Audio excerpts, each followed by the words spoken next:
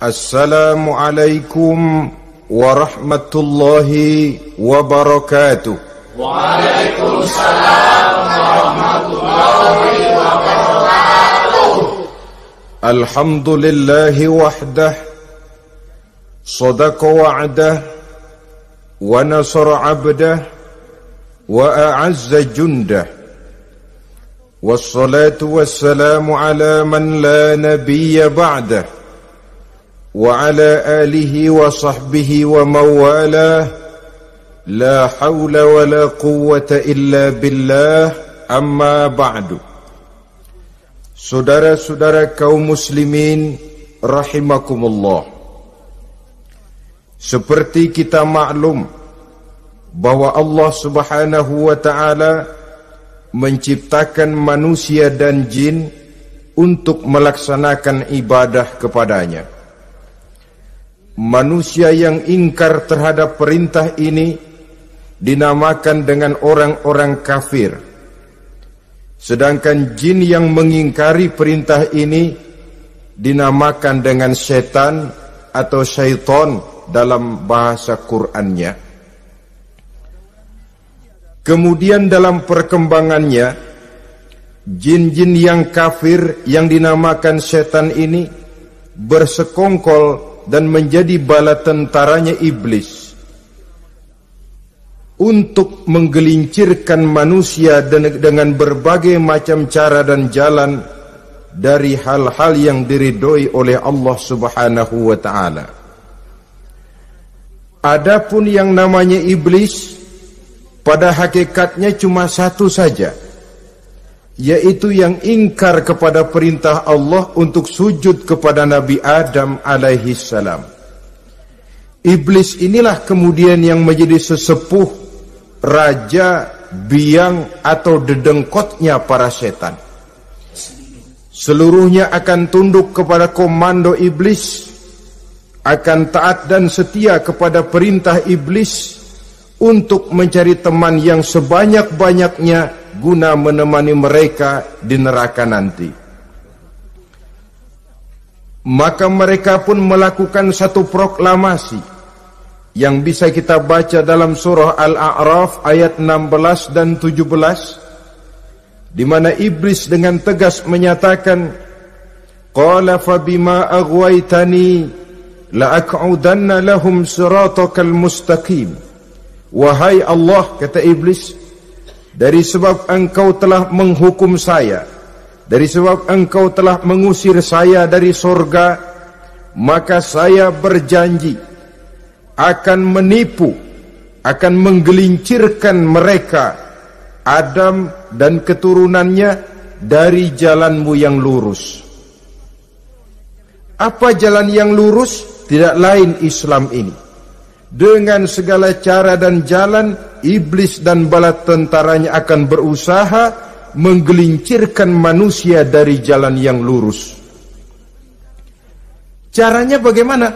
Ayat ke-17 menjawab, "Tsumma la'atiyannahum min ba'di aydihim." Akan kami datangi mereka, akan kami goda mereka dari arah sebelah depan. Kalau cara itu tidak kena, wa min khalfihim, kami goda mereka dari sebelah belakang. Andai kata cara itu pun tidak mempan, wa an aimanihim, dari arah sebelah kanan. Kalaupun itu gagal, wa an samailihim, kami akan datang dari arah sebelah kiri. Pendeknya dari 4 penjuru angin, iblis dan seluruh bala tentaranya yang bernama setan belum akan puas sebelum kita tergelincir dari jalan yang lurus yang diridhoi oleh Allah subhanahu wa ta'ala.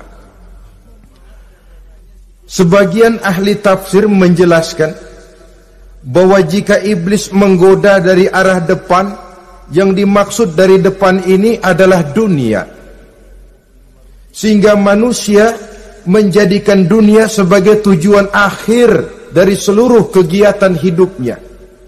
Ia pergi pagi, pulang sore, peras keringat, banting tulang, tidak ada yang dikejar kecuali dunia, dan cuma untuk kepentingan dunia. Dunia yang membuat orang berpaling daripada akhirat. dunia yang membuat orang lupa kepada tujuan penciptaannya, maka dunia termasuk perangkap iblis. Apa isi dunia? Biasanya yang lazim itu 3 ta itu. Harta, tahta, wanita. Itu yang bikin orang jadi sibuk sampai lupa kepada tujuan penciptaannya. Untuk apa dia diciptakan oleh Allah? Ini wa'an min baini aidihim, kami goda mereka dari arah depan dengan menyodorkan dunia dalam bentuk yang hijau ranau, dunia dalam bentuk yang manis sehingga mereka tenggelam di dalamnya lalu melupakan akhirat. Kalau cara itu juga tidak kena, wa min khalfihim, kami datang dari sebelah belakang, kami lupakan mereka kepada akhirat. Itu mah urusan nanti bagaimana saja. Yang penting yang kita hadapi sekarang apa? Dunia. Akhirat kita belum tahu dan bahkan belum tentu ada. Yang sudah pasti saja kita garap. Melupakan akhirat. Wa an aimanihim, yang dimaksud dari arah sebelah kanan, iblis dan setan selalu menghalang-halangi manusia untuk berbuat kebaikan. Karena kanan adalah lambang kebajikan. Sedangkan ansama ilihim, kiri adalah lambang kejahatan. Dicegahnya kita berbuat kebajikan dan dibisikannya kita untuk selalu melakukan kejahatan dan kemunkaran. Wala tajidu aktsarahum syakirin, dan akan kamu dapati sedikit sekali di antara manusia yang bersyukur atas nikmat yang telah engkau berikan kepada mereka. Ditanamkan rasa ingkar kepada nikmat. Jika kita tidak kufur iman, dibuatnya kufur nikmat. Mengeluh padahal hidup sudah serba cukup, merasa masih sangat kurang padahal orang lain sudah titik air liurnya melihat keadaan kita. Sedikit sekali di antara mereka yang pandai bersyukur kepada nikmat yang telah engkau berikan itu, ya Allah. Jadi untuk ingkar nikmat, bisikan selalu datang dari iblis. Coba lihat itu, temanmu yang tidak pernah sholat, rezekinya lancar, kamu berhenti saja sholat. Yang tidak pernah ke masjid, pangkatnya naik terus, udah berhenti aja ke masjid. Atau setidak-tidaknya mengeluh dalam hati, Tuhan kayaknya tidak adil, kenapa saya rajin sholat kok rezeki seret bener. Padahal pada dasarnya kalau kita mau berpikir dalam bentuk yang paling mendasar, Allah selalu memberikan yang terbaik untuk kita. Jika begini keadaan kita, inilah yang terbaik buat kita menurut pertimbangan Allah. Jika kita menuntut lebih lagi, mungkin dengan keadaan yang lebih itu kita bisa tergelincir, dan Allah lebih tahu itu. Sebagai pencipta manusia, Allah lebih tahu tentang kemungkinan-kemungkinan yang bisa didapat dan dicapai oleh manusia. Bahasa ringannya, rezeki lu segini aja deh, lu jadi rajin sholat. Kalau rezeki lu melebihan jadi orang kaya dikit, nanti ngelihat masjid minggir. Allah selalu memberikan yang terbaik kepada kita. Saudara-saudara kaum muslimin, adapun iblis dan setan sudah menyadari betul bahwa iblis dan setan tempatnya di akhirat nanti jelas neraka. Itu mereka sudah sadari betul. Maka yang mereka kepengen sekarang, bagaimana mencari teman sebanyak-banyaknya untuk menemani mereka di neraka nanti. Nah, inilah yang menyebabkan mereka berjibaku betul. Bahkan ada satu riwayat itu, ada waktu-waktu tertentu di mana para setan ini laporan kepada iblis. Kalau ada yang laporan gagal, bukan main marahnya si iblis ini selaku komandan. Kata setan, Pak, saya gagal menggoda si fulan karena imannya kuat. Goblok kamu. Dengan apa kamu goda dia? Dengan kedudukan. Dia tidak mau.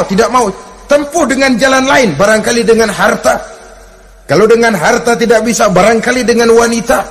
Kalau dengan wanita tidak bisa, tempuh segala macam cara. Dan mereka yang laporannya enak, artinya berhasil menggoda banyak orang-orang beriman, itu konditenya naik. Bahkan mendapat semacam piagam penghargaan sebagai kadar militan daripada iblis. Nah, mereka berusaha dengan segala macam cara mengumpulkan teman sebanyak-banyaknya. Kalau mereka sendiri sudah tahu pasti, sadar nasib saya di akhirat nanti pasti masuk neraka, diazab dan disiksa oleh Allah. Cuma saya begini ini lantaran ulahnya Nabi Adam dulu. Maka anak-anak cucu Nabi Adam harus menjadi teman-teman saya sebanyak-banyaknya guna menemani saya di dalam neraka. Oleh karena itu, pada kesempatan pertemuan saat ini, kita akan membicarakan siapa sih teman-teman setan itu. Diriwayatkan dari Wahab bin Munabbih bahwa pada satu hari iblis diperintahkan oleh Allah untuk datang kepada baginda Rasulullah sallallahu alaihi wasallam dan menjawab segala pertanyaan yang diajukan oleh baginda Nabi. Datang iblis dalam bentuk orang tua pakai tongkat. Jadi iblis itu bisa malih warna, dia termasuk jenis makhluk halus toh. Seperti halnya jin dan malaikat, itu bisa malih warna sesuai dengan yang mereka kehendaki. Ketika datang, baginda Nabi bertanya, "Man anta?" Siapa kamu? Dia jawab, "Ana iblis." Saya iblis. Jujur. "Limadza ji'ta?" Mau apa kamu datang kemari? Kata baginda Nabi. Dijawab oleh iblis, "Innallaha amaroni an atika wa ujibaka an kulli ma sa'altani." Allah memerintahkan saya untuk datang kepadamu dan menjawab segala pertanyaan yang engkau ajukan kepada saya. Nah, atas pernyataan ini baginda Rasul kemudian bertanya dengan dua pertanyaan. Pertanyaan pertama, iblis, "Kam ikhwanuka min ummati?" Ada berapa sih teman-temanmu dari golongan umatku? Dari golongan umatku, umat Islam ini, bukan orang lain. Kalau orang kafir sih sudah jelas, itu memang CS-nya iblis. Tapi dari umatku, siapa saja yang jadi teman-teman kamu iblis? Menjadi antekmu, menjadi alatmu sejak dari dunia sampai ke neraka nanti. Atas pertanyaan ini iblis menjawab, "Teman-teman saya dari golongan umatmu ya Muhammad, asyarun, ada 10 orang. Ada 10 orang yang merupakan teman-teman iblis dari dunia sampai ke neraka."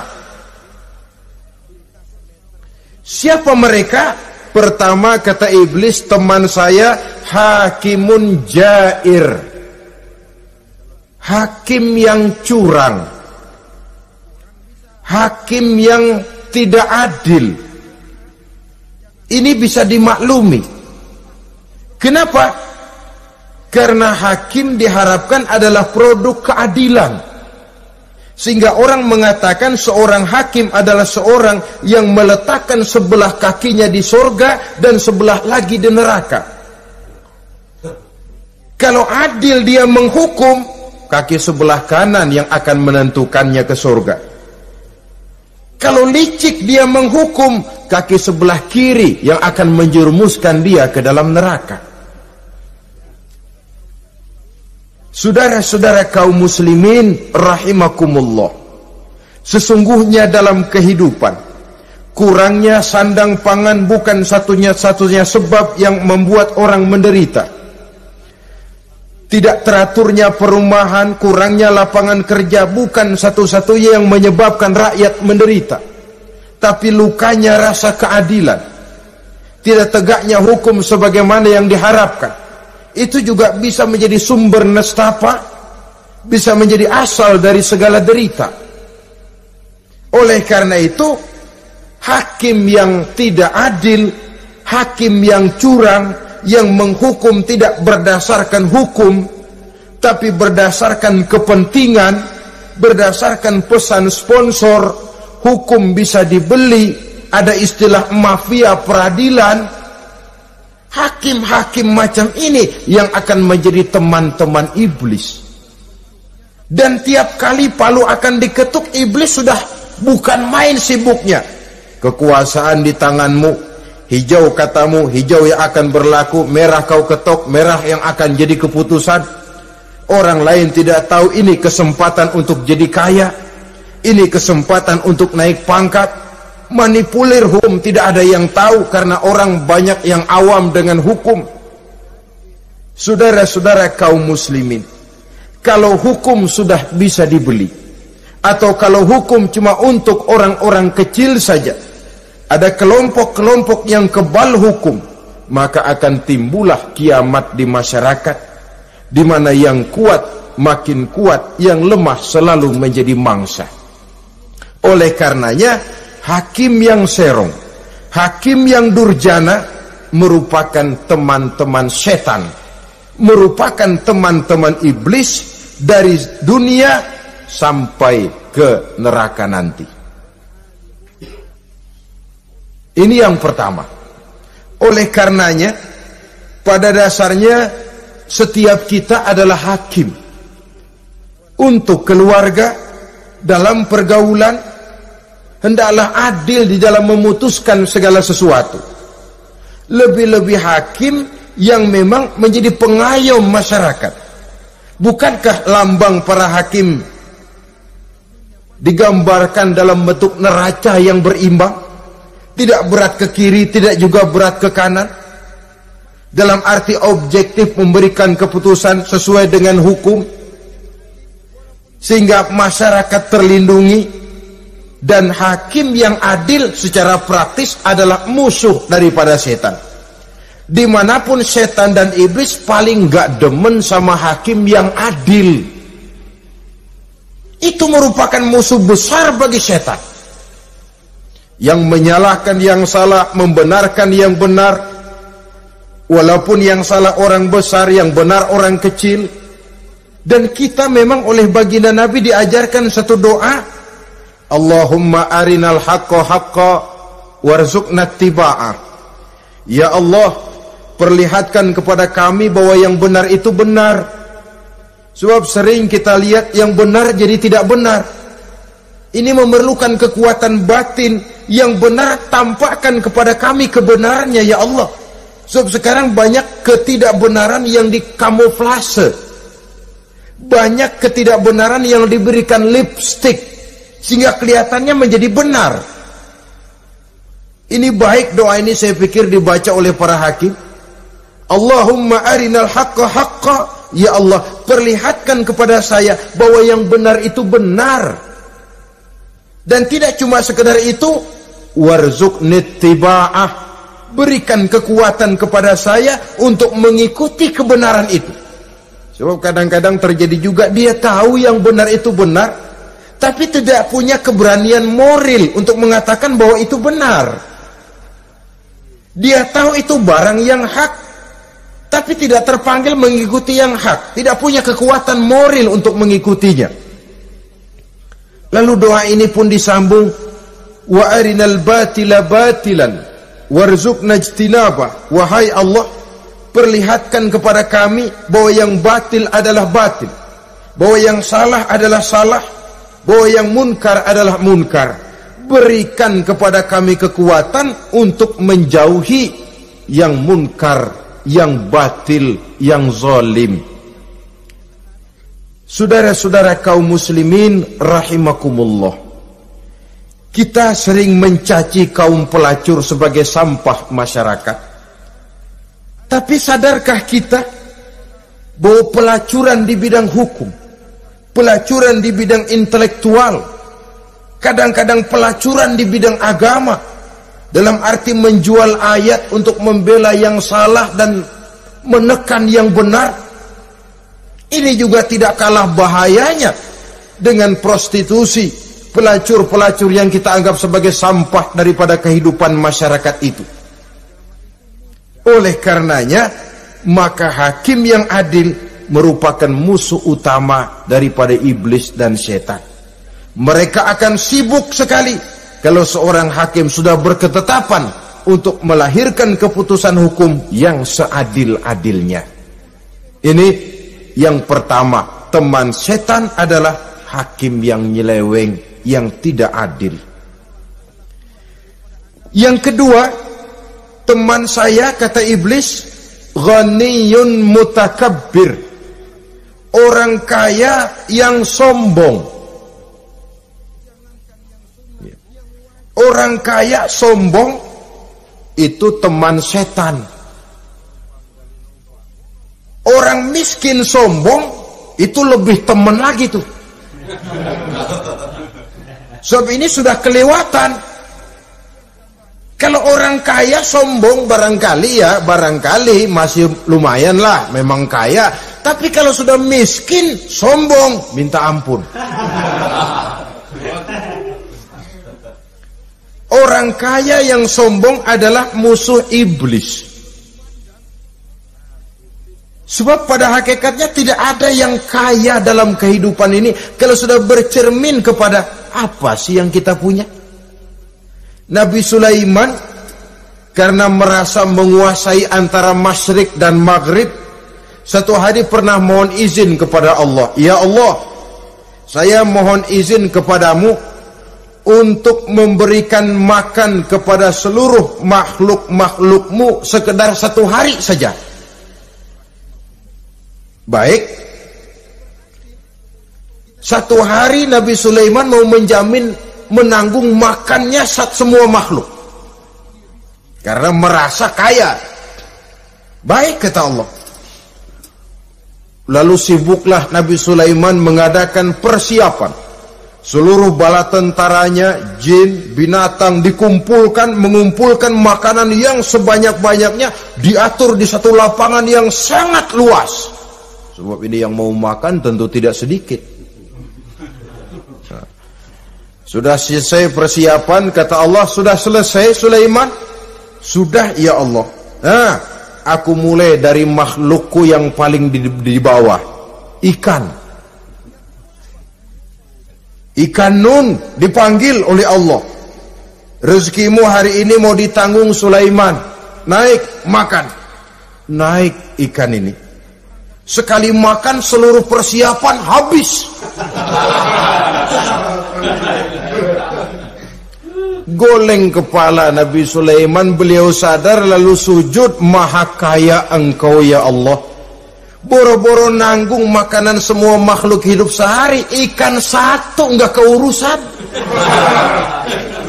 Ini baru sekali makan, bagaimana nambahnya? Jadi apa sih yang kita anggap kaya ini? Maka orang kaya yang sombong pada hakikatnya kacang yang lupa akan kulitnya. Tidak ada yang kita bawa pada saat kita terlahir ke alam ini, sebagaimana juga tidak ada yang kita bawa pada saat kita meninggalkan alam ini. Harta kita akan pindah nama. Sebab itu yang perlu kita jaga pada hakikatnya tidak lain nilai-nilai iman, sebab ini yang akan kita bawa.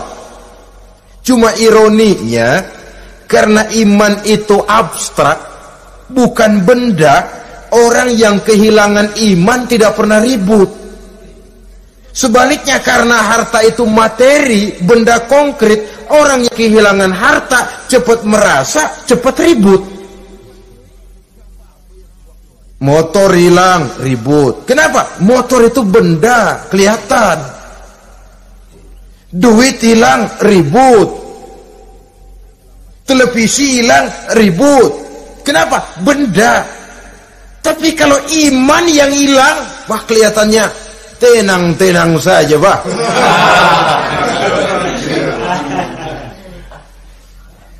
Padahal ini usaha iblis, bagaimana orang kehilangan iman, menjadi kafir, masuk grup dia untuk menemani dia di dalam neraka nanti.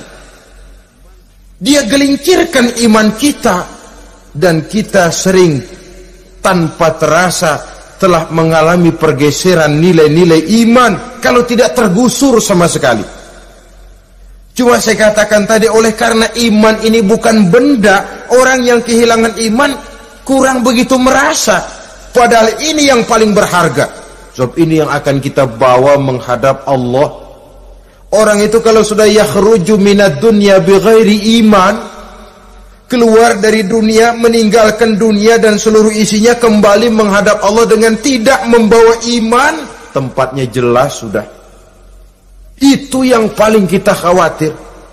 Pangkat jelas tidak kita bawa, harta benda akan pindah nama jadi milik ahli waris kita.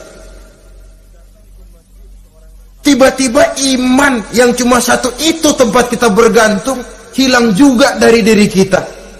Dengan apa kita mau menghadap Allah?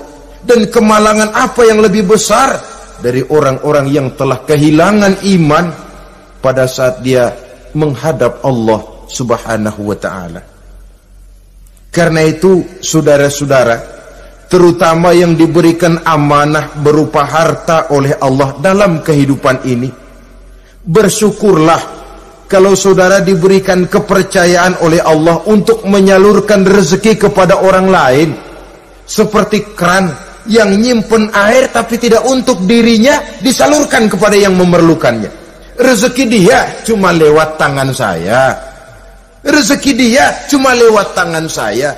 Berbahagialah orang kalau dipercayai Allah untuk menyalurkan rezeki kepada orang lain. Artinya agen. Wong ditunjuk jadi agen Allah, kok nggak bangga? Kalau sudah kemari cara berpikir, insya Allah rasa bakhil bin pelit alias medit bin koret.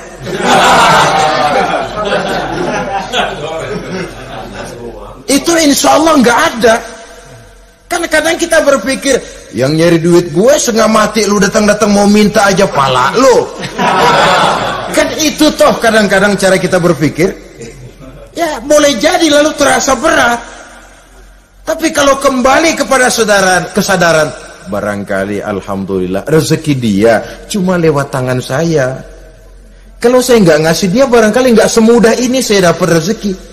Allah mudahkan rezeki saya karena saya sering membantu orang-orang yang memang memerlukannya. Andai kata saya nggak membantu mereka, belum tentu rezeki selancar ini. Tidak lalu enak aja, peras keringat gua banting tulang, pergi pagi pulang sore, lu datang-datang nada aja. Berbahagialah orang jikalau sekali lagi dia dijadikan agen oleh Allah untuk menyalurkan rezeki kepada mereka yang memang memerlukannya. Kalau tidak ke arah itu kita berpikir, yang timbul bakhil. Bakhil lalu bermegah-megah dengan hartanya, timbul kesombongan. Senang lihat orang susah, lalu dia sendiri dengan hartanya cuma to show only, pameran.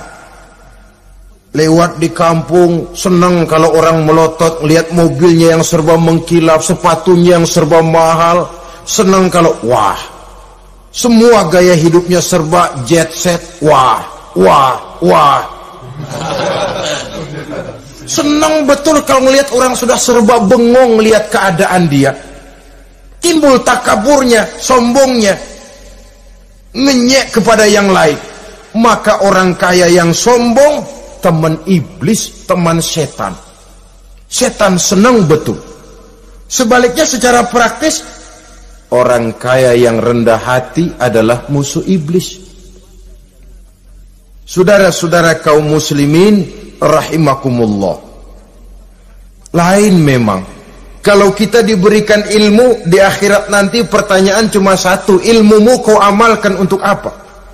Kalau kita diberikan umur panjang, pertanyaan akhirat satu saja, umurmu kau habiskan di mana? Tapi kalau sudah harta diberikan kepada kita, pertanyaan akhirat dua, min aina iktasabahu wa fima anfaqahu. Hartamu kau dapat dari mana, kau belanjakan kemana? Depan belakang ditanya. Yang ketiga, teman iblis itu tajirun khain, pedagang yang berkhianat, baik kepada sesama teman pedagangnya karena ingin lebih maju dari yang lain. Terjadi persaingan yang tidak sehat di berbagai bidang bisnis, ataupun kepada para pembelinya dengan mengatakan barang yang baik adalah barang yang tidak baik menjadi baik. Sebab pada dasarnya apabila kaum pengusaha sudah berkhianat, akan timbul kegoncangan ekonomi. Dan kegoncangan ekonomi dampaknya adalah melahirkan kelas-kelas kemiskinan. Kemiskinan merupakan satu perangkap iblis. Biasanya orang kalau udah melarat udah dekat banget sama kafir. Kalau tidak dilatar belakangi oleh nilai iman yang kuat, udah melarat udah dekat benar dah sama kafir. Apalagi iblis ini menggodanya pandai dia. Kepada orang miskin dia datang dengan bujukan materi. Kepada yang cukup hartanya dia datang dengan bisikan lain. Pendeknya iblis dan setan itu ibarat tukang joget, dia ngerti betul irama kendang.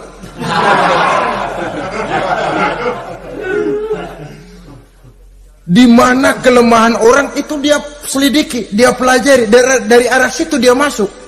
Dan secara strategi perang, iblis dan setan ini posisinya memang lebih menguntungkan daripada kita. Kenapa? Dia melihat kita, kita mah nggak lihat dia. Dia bisa pelajari kebiasaan dan kecenderungan kita. Kita nggak tahu kadang-kadang kelemahan kita. Dari arah itu dia masuk. Posisi dan strateginya lebih menguntungkan daripada kita. Saudara-saudara kaum muslimin rahimakumullah. Bila ekonomi sudah goncang, terjadi penimbunan barang, terjadi spekulasi harga, timbullah kegoncangan sosial. Dan dikala itu setan dan iblis pesta. Dia merasa perangkapnya berhasil. Persaingan-persaingan yang tidak jujur, yang pada dasarnya akhirnya bukan cuma merusak sistem ekonomi, tapi juga mempengaruhi hasil kerjaan. Dalam tender-tender usaha-usaha besar misalnya, oleh karena mengajar supaya dia yang mendapat proyek, dia tidak segan sogok sini, suap sana, semir sana, usap sini. Tinggal untungnya sedikit dan dia harus dapat untung besar. Akhirnya apa? Proyek yang dikerjakan cuma asal sekedar jadi. Tidak seperti standar yang ditetapkan lagi. Juga tidak merupakan kesalahan yang sepenuhnya harus dibebankan kepada dia. Kesalahan yang merupakan siklus. Mata rantai, sudah lingkaran setan. Itulah sebabnya sering saya ungkapkan, kalau manusia sudah jadi teman setan, lebih buas daripada bajing. Karena bajing cuma makan kelapa, tapi bajingan udah apa saja dimakan. Sudah jadi teman-teman iblis, tidak ngerti halal haram, hak dan batil. Ini kepentingan pribadi apa kepentingan orang banyak, yang penting sikat saja. Jadi yang ketiga ini targetnya memang kekacauan ekonomi. Yang kemelaratan, kemiskinan merupakan tangga untuk sampai kepada kekafiran. Dan iblis tahu betul itu.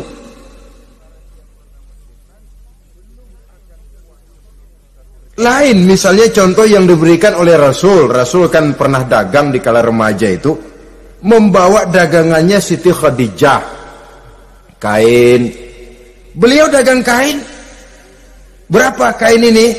Oh, kalau ini Saya ambil dari Ibu Khadijah 25 rupiah. Saudara mau beli saya berapa terserah asal saya ada untungnya. Dan kalau modalnya 25, betul-betul beliau udah bilang 25. Jujur. Kita kan enggak, udah bohong campur sumpah lagi.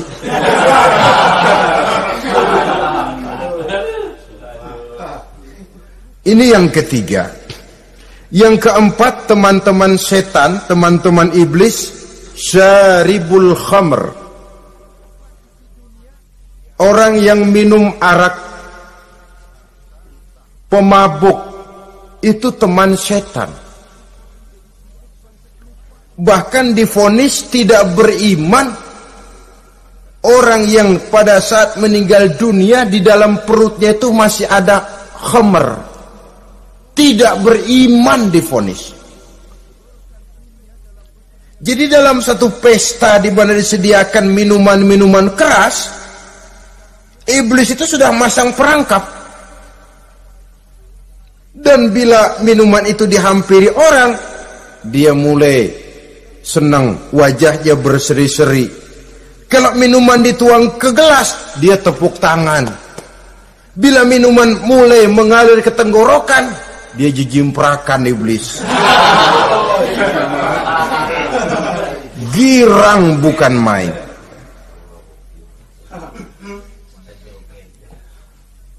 Saudara-saudara kaum muslimin rahimakumullah. Kenapa pemabuk merupakan teman setan? Karena dalam keadaan mabuk, orang kehilangan daya kontrol. Perbuatannya nyaris tidak terkontrol lagi. Tidak ada rahasia, tidak ada harga diri, tidak ada sifat memelihara, dan itu ciri-ciri daripada iblis. Syaribul khamr, orang yang suka meminum minuman keras. Itulah sebabnya memang dalam hidup ini kita harus punya filter. Allah selalu menghendaki yang terbaik dan memilihkan yang terbaik untuk kita. Kalau sudah itu minuman yang baik, kata Allah, itulah memang yang baik untuk kita. Kalau itu dilarang oleh Allah, itulah memang yang tidak baik untuk kita. Jadi kalau sudah qat'i dalilnya, gak usah buang energi menyelidiki apa manfaatnya. Kalau sudah qat'i dilarang, gak usah buang energi menyelidiki apa bahayanya khamr. Allah tidak akan melarang sesuatu yang mengandung manfaat. Yang dilarang Allah tentu yang membawa mudarat dan bahaya di dalam kehidupan. Bukankah sekarang ini minuman keras sudah merupakan penghias pesta? Merupakan kebanggaan di kalangan remaja? Termasuk dalam kata khamr ini ya morfin, ganja, narkotik, dan yang sejenis dengan itu. Orang sudah merasa bangga kalau sudah fly to the sky, membumbung ke angkasa, katanya dunia ini luas, lupa segala macam persoalan. Tapi sampai kapan? Sampai kapan orang merasa membumbung? Sampai kapan orang merasa bisa meninggalkan segala persoalan? Sampai mabuknya selesai? Ya kalau gitu mabuk aja terus. Lalu apa artinya kehidupan ini? Mabuk kan gak ngerugiin orang lain. Kalau saya nyolong kan ngerugiin orang lain. Kalau saya korupsi ngerugiin orang lain. Kalau saya zina jelas ada orang lain yang dirugikan. Tapi minum khamar, siapa yang rugi? Uang-uang saya. Saya beli dengan uang saya. Yang minum pun saya. Siapa yang rugi? Saudara, ini pemikiran sepihak namanya. Pertama jelas merugikan diri sendiri. Kesehatan terganggu, pertumbuhan IQ, ya, daya pikir jadi jumud bin beku. Tidak ada idealisme ke arah depan. Yang ada ya, yang dipikirkan ya, yang di depan hidungnya saja. Dan konon itu pada mulanya memang orang kan sifatnya cuma ingin tahu, nyobain, ketagihan. Ya kalau orang tuanya masuk golongan have, mampu. Kalau orang tuanya termasuk ekonomi lemah, sedangkan kecanduan hal yang tidak bisa ditangguhkan. Orang yang sudah kecanduan minuman keras, Sekali dia tidak minum, sudah bukan main rasanya. Orang yang sudah biasa minum ganja, morfin, narkotik, satu kali dia tidak bertemu itu, sudah nggak keruan rasa. Orang tuanya tidak mampu, kenapa lalu nggak ngelamun yang negatif? Ya kalau dia keluarga have, orang tuanya masih ngelarang, dia bisa jual hal lain di rumahnya yang ada harganya. Tip deka itu, video kah itu, mobil kah digade dulu. Kalau di kampung, anak-anak muda yang menengah ke bawah, kenapa enggak ayam orang disamber?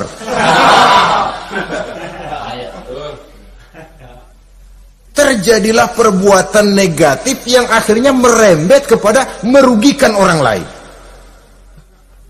Hakikatnya zohirnya memang pada mulanya hanya merugikan diri sendiri, tapi lambat laun akan merembet juga kepada merugikan orang lain.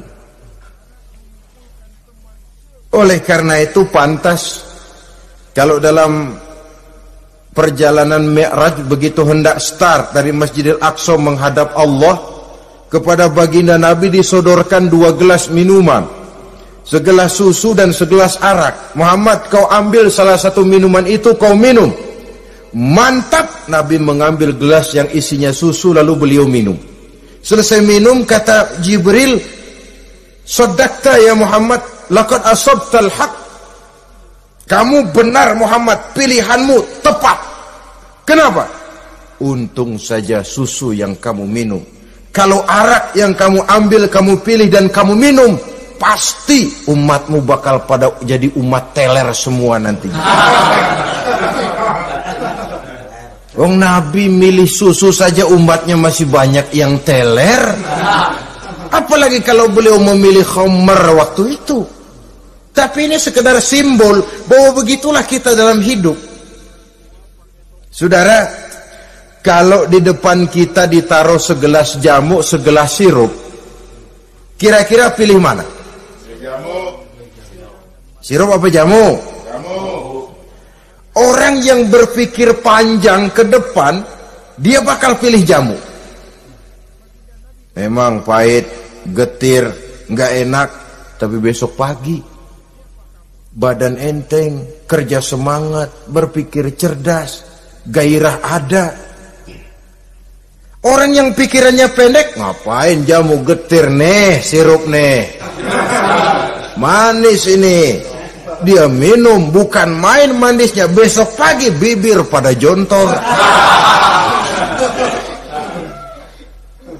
Begitulah dalam kehidupan ini. Maka hendaknya kita berusaha dengan sekuat kemampuan untuk menghindarkan diri dari minuman keras dan pengaruh-pengaruhnya. Yang kelima, teman iblis itu al-qattat, tukang-tukang fitnah. Itu suling iblis itu, trompet setan. Sebab apa? Benar kalau Quran mengatakan, Nabi mengatakan al-fitnatu asyaddu minal qatli. Fitnah lebih bahaya dari pembunuhan. Sebab apa? Pembunuhan membunuh orang secara langsung. Fitnah membunuh orang pelan-pelan. Kalau mati mendingan cepat daripada pelan-pelan. Pelan-pelan mati, cepat mati enakan cepat, nggak ngerasain sakit. Fitnah membunuh orang pelan-pelan. Nama baik orang hancur, dicoreng-moreng di tengah masyarakat. Maka tukang-tukang fitnah, teman-teman setan dari dunia sampai ke neraka nanti. Karena fitnah lebih bahaya daripada pembunuhan. Mengada-ada yang tidak ada diada-adakan, fitnah. Melebih-lebih, berita semeter jadi 3 meter, yang 2 meter. Ya kalau positif, kalau negatif, fitnah. Memang orang bilang kalau kita nitip duit jangan harap lebih, kurang bisa. Tapi kalau nitip omongan jangan harap kurang, pas saja sudah untung itu. Biasanya lebih, namanya omongan. 1 meter jadi 2 meter, 2 meter jadi 3 meter. Itu sifat dari yang namanya omongan. Kita kirim uang, udah gak bakalan lebih dah. Ini nitip uang sama saya 50.000, tambahin 10.000, langka yang berpikir begitu. Kurang malah bisa. Enak aja nitip, gua kan kemarin pakai ongkos. Hitung transport misalnya. Tapi kalau sudah nitip omongan, pas saja sudah untung loh. Biasanya malah lebih. Fitnah pernah melanda Nabi Zakaria. Fitnah pernah melanda Habil dan Qabil. Fitnah pernah melanda Nabi Ibrahim. Fitnah bahkan pernah melanda kehidupan baginda Rasulullah sallallahu alaihi wasallam. Dalam peristiwa yang lazim kita kenal dengan hadisul ifki, bagaimana gosip pun sempat mengguncang rumah tangga kehidupan baginda Nabi. Sehingga pantas kalau beliau sendiri mengatakan al-fitnatu asyaddu minal qatl. Fitnah itu lebih bahaya daripada pembunuhan, karena fitnah membunuh orang secara pelan-pelan. Saudara-saudara kaum muslimin rahimakumullah. Lidah tidak bertulang. Soghirul jirmi azimul jurmi. Kecil bentuknya tapi besar akibatnya. Kalau kita luka karena silet 2-3 hari boleh sembuh. Tapi luka karena lidah seumur hidup kita ingat. Asal lihat orangnya ingat nih, dia nih yang ngomong kagak enak, mau adik gua tandain dah.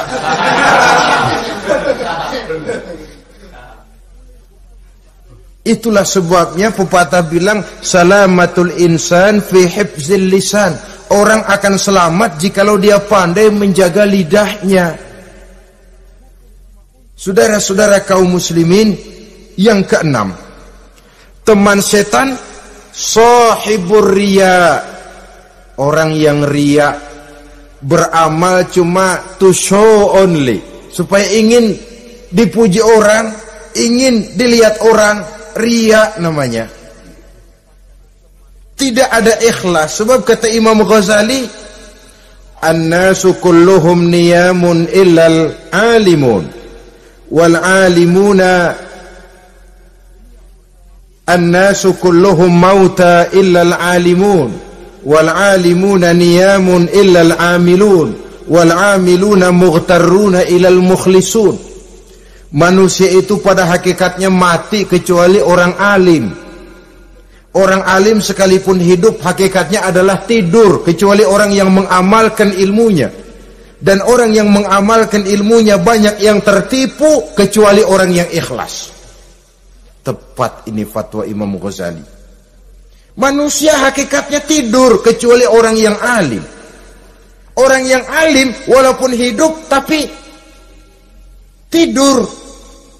Hidup tidur, ya nggak bisa berbuat banyak, kecuali orang yang mengamalkan ilmunya. Dan orang yang mengamalkan ilmunya banyak yang tertipu, kecuali yang ikhlas. Jadi kalau amal itu adalah jasad, ikhlas itu adalah ruh. Amal tanpa ikhlas patung. Patung tidak bisa berkembang, tidak bisa berbuat banyak, namanya patung. Itu amal tanpa ikhlas. Ini termasuk penyakit batin toh, ikhlas, riya, ujub, sum'ah, penyakit kepengen didengar orang, penyakit kepengen dilihat orang. Wah, kalau sembayangnya dilihat orang mantap betul, kayak besok mau mati. Tapi kalau sudah sembayang nggak dilihat orang, wah kilat khusus, cepat bukan main. Riya.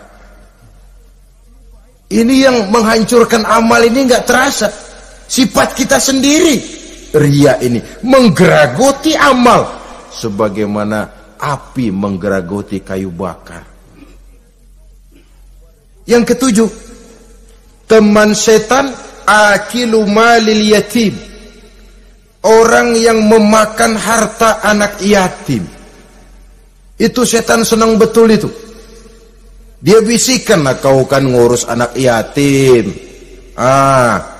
Kau sudah menanamkan budi kepada mereka, jadi wajar kalau kau ambil bagian. Mula-mula memang dalam batas yang wajar, makin lama malah berebut sama yatimnya. Makin kesonoin, yatimnya malah nggak keduman, panitianya yang kenyang.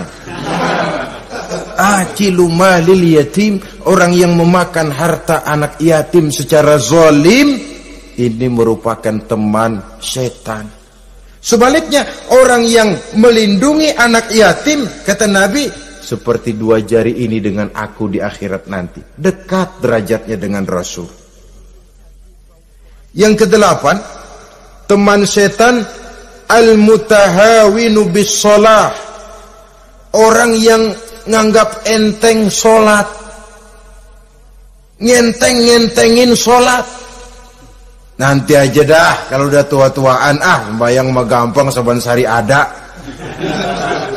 Kalau ini nih tinju jarang-jarang. Al-mutahawin, ngenteng-ngentengin. Pada dasarnya agama itu mudah, jangan dipersulit, tapi juga jangan dipermudah. Agama itu tidak berat, jangan diberat-beratin, tapi juga jangan dienteng-entengin. So yang enteng kalau kita entengin akhirnya menganggap remeh. Mulanya memang sedikit, makin lama makin banyak, makin lama makin banyak, makin bertumpuk. Apalagi kalau sadar kita sholat adalah tiang daripada agama. Bagaimana rumah akan tegak tanpa tiang yang kuat? Bagaimana agama akan tegak dalam diri seseorang kalau sholatnya dia enteng-entengi? Jangankan yang sunnah, yang wajib saja. Kadang-kadang tutup lubang gali lubang. Padahal itu merupakan tiang pokok. Rumah itu untuk kuat harus ada tiang-tiang tambahan. Tiang tambahan ini ya nawafil, ya rawatib, solat-solat sunnah itu. Itu untuk menjaga stabilitas temperatur batin kita kepada Allah. Al-mutahawinu bis shalah. Jadi kalau sudah masuk waktu, beduk misalnya berbunyi, azan berkumandang, iblis mulai menyebar bala tentaranya. Pasukan, siap.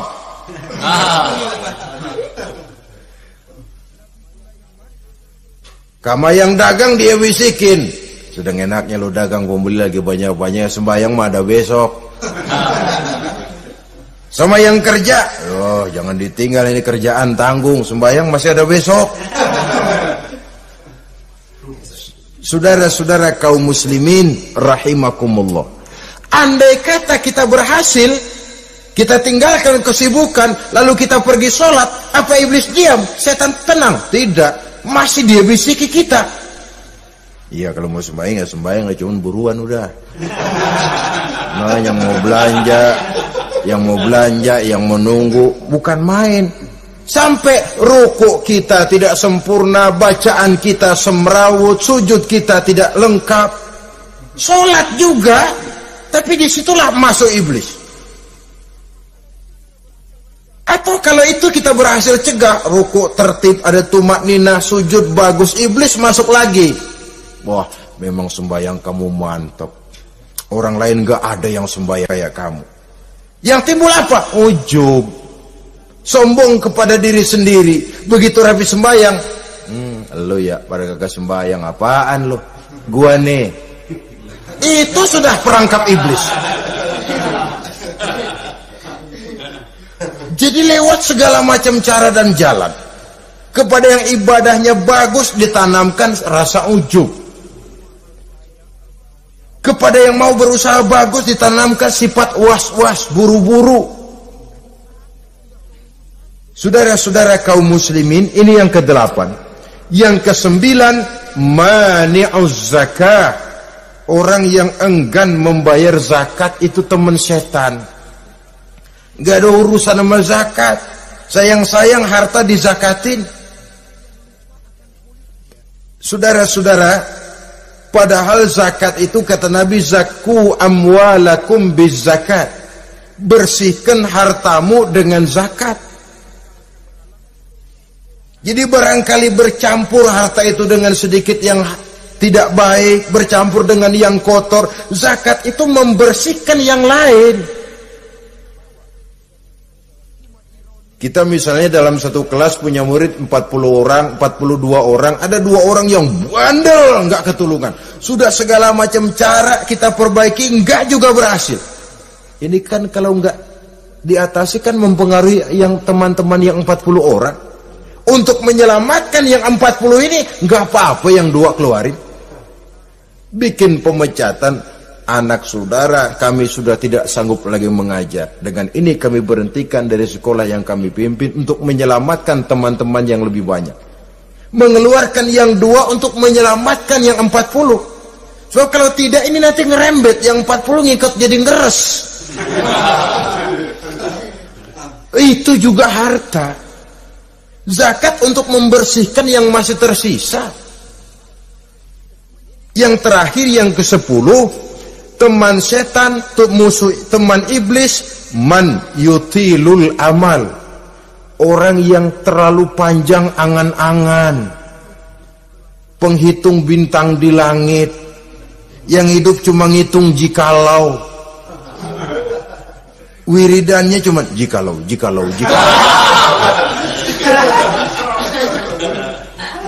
Tidak pernah mau berbuat, cuma angan-angan kelewat panjang. Yang ngelamun kan nggak ada sekolahan, ya siapa juga bisa ngelamun. Orang bukan tidak boleh bercita-cita, bahkan cita-cita yang mendorong kita untuk bergairah dalam kehidupan. Tapi kalau cita-cita tanpa langkah konkret, yang penting kan punya kemauan, lebihnya tawakal, nggak cukup. Pernah datang ke masjid seorang sahabat. Begitu sampai dia turun dari onta, langsung menghadap baginda Nabi. Nabi tanya, ontamu udah diikat belum? Belum ya Rasul. Kenapa? Saya tawakal kepada Allah. Tuh orang diomelin sama Nabi.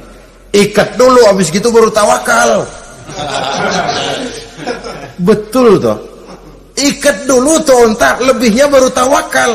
Kalau udah diikat masih lari juga, itu tawakal. Lah belum diikat udah tawakal. Orang yang terlalu panjang angan-angan, yang akhirnya kalau tidak merusak cara berpikirnya, akan mendorong dia kepada perbuatan yang negatif untuk mewujudkan angan-angannya itu.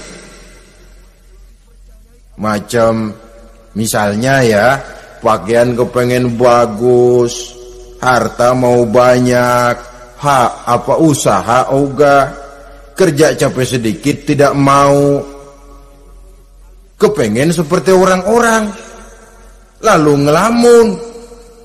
Kalau tidak jadi gila, ya merusak perbuatannya. Kan berapa banyak orang yang kepengen kaya, gagal lalu jadi sableng. Kertas koran ditumpukin, dikantongin, dia kira gepokan duit. Hawanya duit udah banyak aja. Tulul amal, terlalu panjang angan-angan. Nah, saudara-saudara, kalau kita sudah tahu itulah teman-teman setan, teman-teman iblis, mari kita berusaha jangan termasuk salah satu di antara 10 orang yang menjadi teman-teman iblis ini. Lalu cara untuk mengatasinya bagaimana? Imam Al-Ghazali rahimahullah memberikan tuntunan. Pertama, untuk mengatasi perangkap setan, jangan sampai kita termasuk salah satu teman setan, zikrullah. Banyak ingat kepada Allah. Sebab Nabi bersabda, inna zikrallahi ta'ala fi janbi syaitan kal akillati fi janbi ibni Adam.